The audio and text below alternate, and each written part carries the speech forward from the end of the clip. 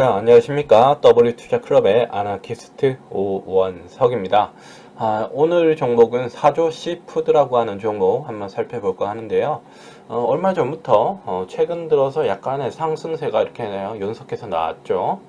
10월 19일부터 5%, 그 다음 20일 8%, 그리고 어제 2.5% 오늘 상한가에 마감을 했고요.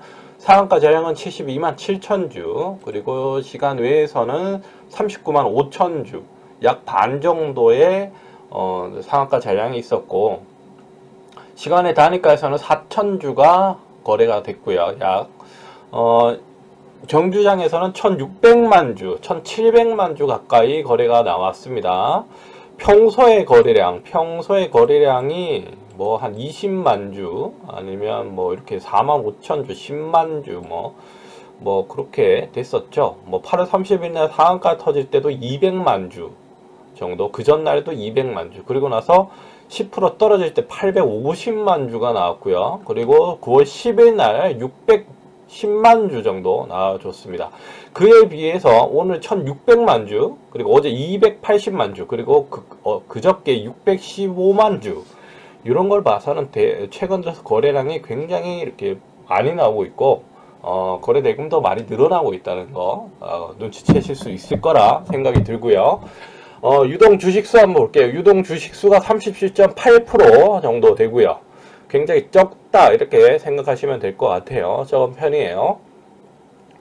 총 발행 주식수는 1700만 주고 652만 주가 유동 주식수니까 오늘은 3바퀴 정도, 한 2바퀴 반 이상 돌았다 생각하시면 될 것 같고, 최근 들어서 16일부터 오늘까지 거래량을 다 합쳐보면 굉장한 거래량이 나왔다. 보면 대충 계산해도 2600만 주, 2800만 주, 거의 3000만 주가량 거래량이 나왔어요. 그러면 유동 거래량을 보면, 유동 주식수로 보면 한 5바퀴 정도 사고 팔고를 했다 이렇게 보시면 될 것 같죠. 그렇기 때문에 이 종목은 대단히 우상향으로 올라갈 가능성이 좀, 신뢰도가 높은 차트가 왕성이 됐고, 거래량도 굉장히 신뢰도가 높은 거래량이 됐어요. 근데 이렇게 보시면 9월 달에 점사를 갔다가 그 다음날 이렇게 꼬꾸라지는 모습이 이렇게 보여지죠. 거래량도 터져주면서요.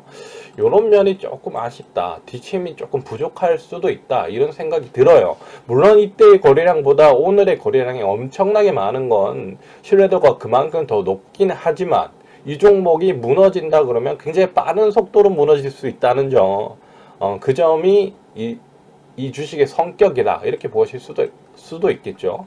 여기 보시면 이때 6월달도 비슷하죠. 6월달에도 이렇게 이런 모습, 그리고 최근 들어서 9월 25일에도 이렇게 이런 모습, 그리고 2월달에도 이렇게 오늘 그 전날 올라갔다가 다음날 이렇게 빠지는 모습, 이런 모습이 좀 보여졌기 때문에 이런 거는 이런 성격이 좀 많이 있다 이렇게 생각을 좀 하셔서 좀 조심스럽게 접근을 해야 된다 이렇게 생각이 들고, 신규로 들어가고자 하시는 분들은 조금은 조심해야 되지 않을까 라는 생각, 그런 의견을 말씀을 드립니다. 그렇고 오늘 상한가 간 이유는, 최근 들어서 이렇게 움직임이 많았던 이유는 일본 때문이죠. 일본의 그 후쿠시마 원전 터졌죠. 벌써 10년, 2010년이죠. 11년인가요? 하여튼 그때 굉장히 좀 안타까운 일이 있었죠. 네, 많은 인명 피해도 있었고, 사실 그 원전은 피해가 없었어요. 그게 와서 그랬죠. 쓰나미가 오는 바람에 원전을 때려버린 거죠. 네, 그래서 전기가 끊기면서 이제 폭발을 한 거죠. 네, 그러니까 지진 때문에 원전이 직접적으로 파손된 건 아니었죠. 왜냐면 걔네들이 진도 한 8? 그 정도까지 견디도록 해놨기 때문에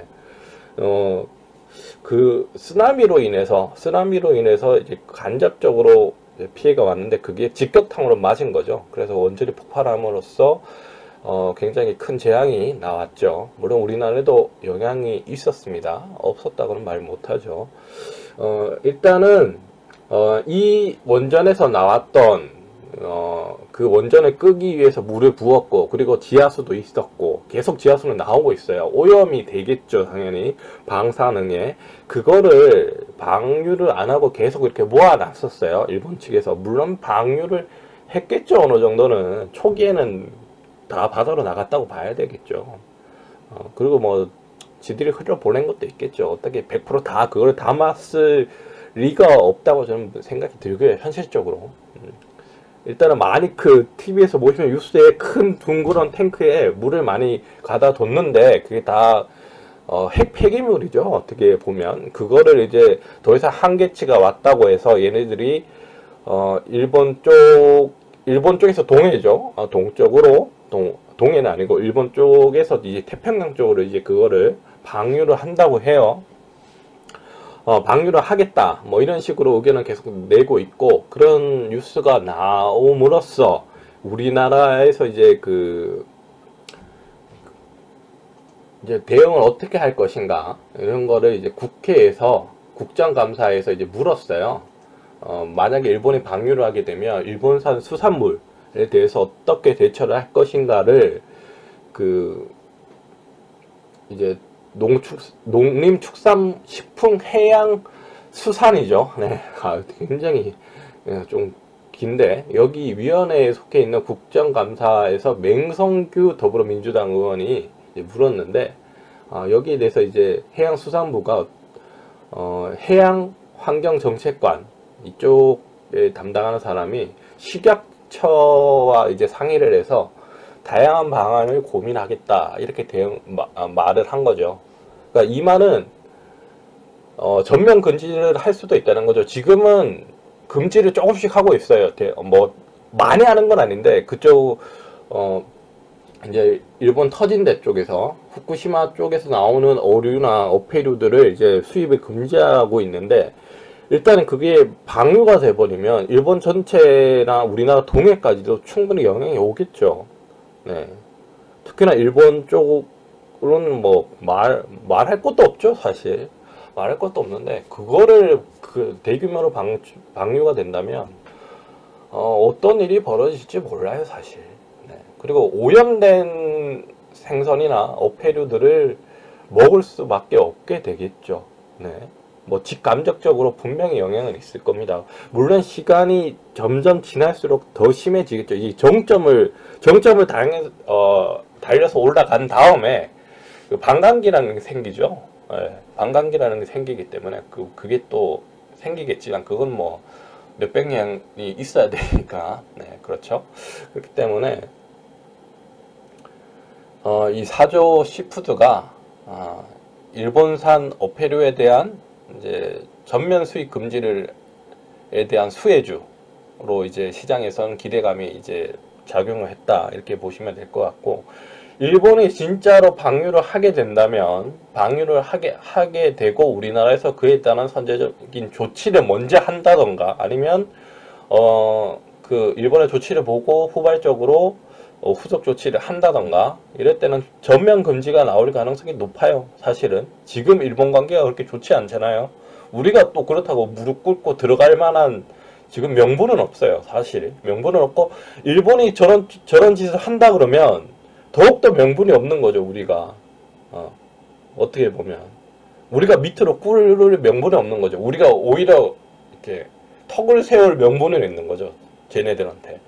오히려 그렇기 때문에 전면 금지를 때려도, 물론 일본 쪽에서 또 뭐 지들 나름대로의 또 뭔 짓을 하겠죠. 당연히 뭔 짓을 하겠죠. 그러고도 나올 애들이니까. 뭐 일본은 싫어하는 건 아니에요. 근데 뭐 여지껏 그래 왔으니까요. 서로 대응과 맞대응을 해왔잖아요. 그렇기 때문에 아무래도 저는 전면 금지를 해야 되는 입장이다. 저도 제 생각으로도 전면 금지를 취해야 되지 않을까라는 생각을 하고요. 그렇기 때문에 이 종목이 오늘 수혜를 입어서 상한가를 갔다 이렇게 생각하시면 돼요.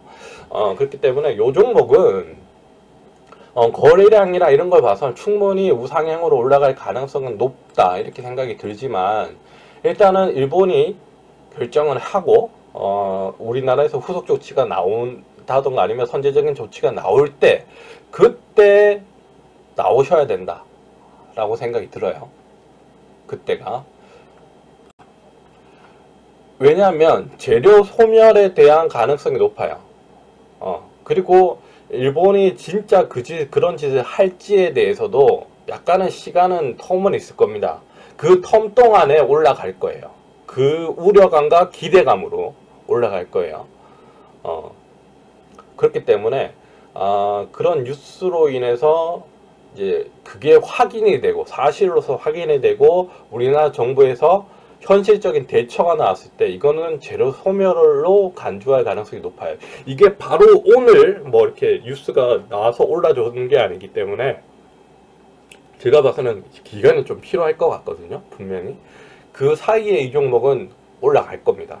올라갈 가능성이 높아 보여요. 그렇기 때문에 이 종목은 거래량이라던가 캔들 모양으로서는 충분히 여기 이게 일봉이거든요. 일봉인데 2018년, 2019년도 한 중반기에 지금 가격대인데 지금 2019년도 초반도 해도 6,000원대예요. 사실은 6,000원대고 그렇기 때문에 2018년도에 한 7,000원대가 한 요 정도죠. 한 7,758원인데 요거보다는 조금 더 높게 잡을 수 있을 것 같아요. 한 8,200원 정도 선, 8,200원 정도 선까지는 우상향으로 올라갈 수 있다. 현실적으로 이렇게 말씀을 드리고요. 그렇게 많은 잔량이 많지 않아요. 그렇게 잔량이 많지 않기 때문에 70만 주기 때문에 제가 봤을 때는 한 요 정도가 맞지 않을까라는 생각을 하고 8,200원 많이 잡아도 8,500원 선 정도 뭐 2015년도나 14년도 이렇게 보면 뭐 13,000원 이렇게 간 적도 있긴 있는데 요때보다는 조금 어렵지 않을까라는 생각이 듭니다. 지금 뭐 3억 원에 대한 뭐 그런 과세에 대한 그런 것도 있고 사실 시장에 대한 변동성이 꽤 많죠.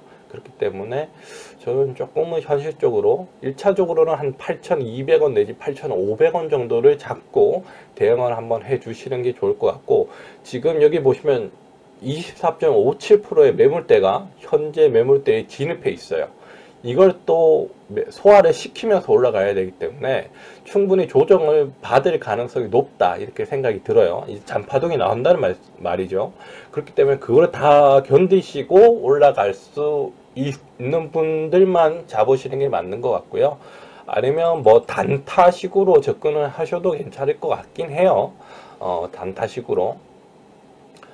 그게 아니라면 이 종목은 지금 거래량이나 캔들로 봐서는 1차 목표가는 8,200원에서 8,500원 정도 잡으시고 그때 아마 소화를 굉장히 많이 했고 매물 소화도 했고 이제 그때까지도 이런 문제들이 현실화되지 않고 뭐 계속 이렇게 조그만 뉴스 그냥 뭐 할 거야 뭐 일본이 좀 하겠다 뭐 이런 식으로 나오고 우리나라에서는 뭐 대응을 이런 식으로 하겠다 뭐 이렇게 조금 이렇게 어떻게 보면 결정되지 않은 그냥 풍문 같은 뉴스들, 그런 뉴스들에 의해서 이 종목이 오르락 내리락 할 겁니다.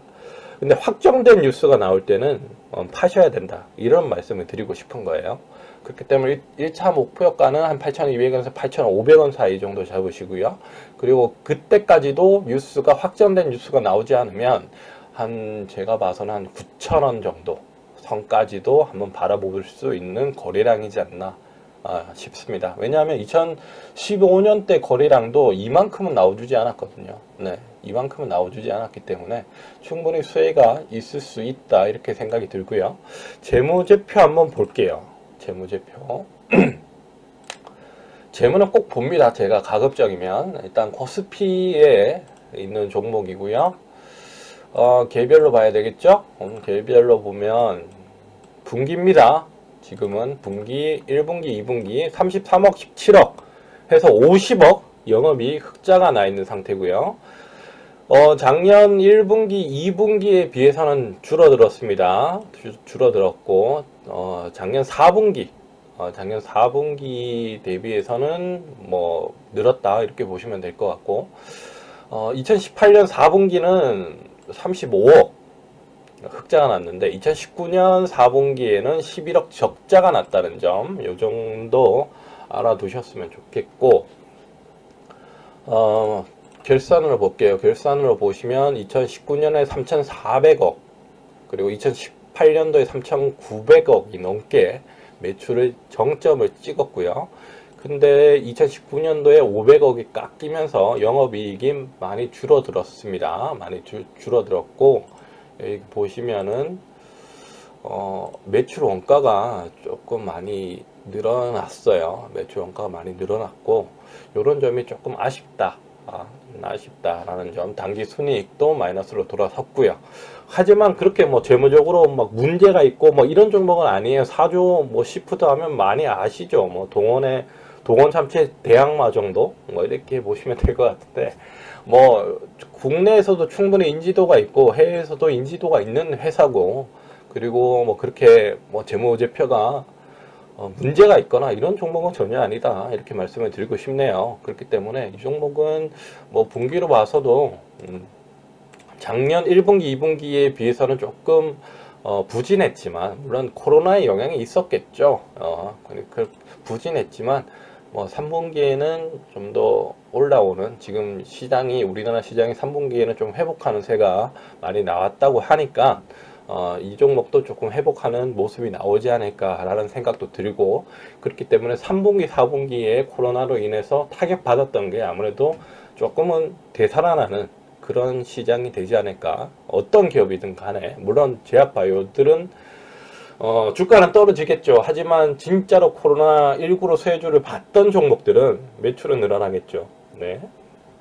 그렇기 때문에 이 4조 시푸드에 대한 재무제표는 그렇게 우려할 만한 종목은 아니다. 건전한 편이다, 이렇게 말씀을 드리겠고요. 차트적으로 분석은 이렇게 해드리는 게 맞는 것 같아요. 네. 그리고 거래량, 항상 제가 말씀드리는 건 거래량의 중요성. 전일 동시간 대비해서 이 종목은 한 1000% 내지 한 800%에서 800% 넘어가기 시작하면 그때부터는 조금은 조심하셔라, 이렇게 말씀을 드리고 싶네요. 800% 좀 넘어가고 거기다가 시가까지 깨진다 그러면 매도의 관점으로 일단 보시는 게 맞는 것 같다, 이렇게 말씀을 드리겠고요. 그래도 뭐 손절가를 원하신다면 저는 이 종목을, 물론 저는 뭐 계속 주식을 보고 있는 사람이니까 뭐 대응을 바로바로 할 수 있겠지만, 그게 안 되시는 분들, 뭐 회사원이라시라든가 뭐 이러시는 분들은 저는 한 5,600원 정도, 한 5,700원 정도의 종가가 깨지면 저는 일단 파시는 게 좋을 것 같고, 뭐 전업 투자를 하시던가 아니면 좀 여유가 있다, 이렇게 시간적으로 계속 볼 수 있는 여유가 있다 하시는 분들은 일단은 대응은 거래량이 이렇게 800%, 전일 동시간 대비해서 800% 터져주면서 시가가 깨지면서 장대 음봉이 나와준다, 이럴 때는 매도하고 나오시는 게 맞다, 이렇게 말씀을 드리고 싶어요. 네, 그렇게 말씀을 드리고 싶고, 그게 아니고 뭐 잘 견딘다, 잘 견디고 뭐 시가도 잘 지켜준다, 이러면 충분히 제가 말씀드린 1차 목표가와 그 이상의 목표가까지도 충분히 달성할 수 있는 종목이다, 이렇게 말씀을 드리고 싶어요. 뭐 일본이 뭐 개인적으로는 방류를 안 했으면 좋겠죠. 그게 뭐 전 세계적으로도 또 인류를 위해서도 좋은 선택이라고 보고요. 사실 일본이 뭐 가둬둘 수도 있겠죠. 사실 우리보다 예산이 더 많으니까. 네. 거기 안 쓰려고 하는 거죠. 지들이 책임을 안 지려고. 아무튼 뭐 제가 봐서는 4조 시푸드는 그 정도로, 이 정도로 대응을 하시면 충분히 수익 내셔서 나올 수 있다, 이렇게 판단이 됩니다. 그래요. 4조 시푸드 살펴드렸고요. 아무튼 좋은 수익으로, 지금 시장이 많이 변동성이 클 때 항상 조심하시고 항상 거래량을 집중해 주셔라, 이렇게 말씀을 다시 한번 당부의 말씀을 드리겠습니다. 그래요. 4조 시푸드 살펴드렸고요. 저는 W투자클럽의 아나키스트 오원석이었습니다. 추천과 구독 부탁드립니다.